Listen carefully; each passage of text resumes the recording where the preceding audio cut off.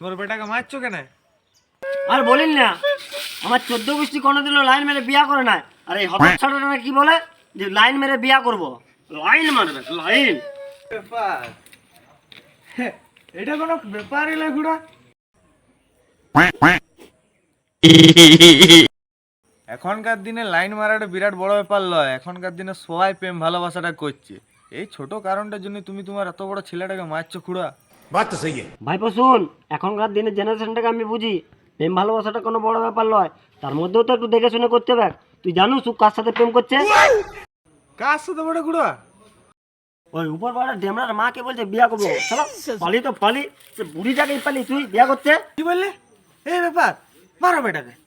हे प्रभु হে প্রভু, हे हरि राम कृष्ण जगन्नाथ प्रेमानंद ये क्या हुआ? এটাকে কুটিয়ে দেবো। এ বাবা, তুই অনেক মারিছ আমাকে। তুই জানুস আমি যার সময় লাইন করি সে কি পাই? কি বলছি তুই?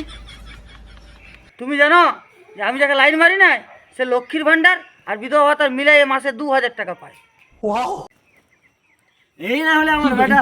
আই লাভ ইউ বেটা।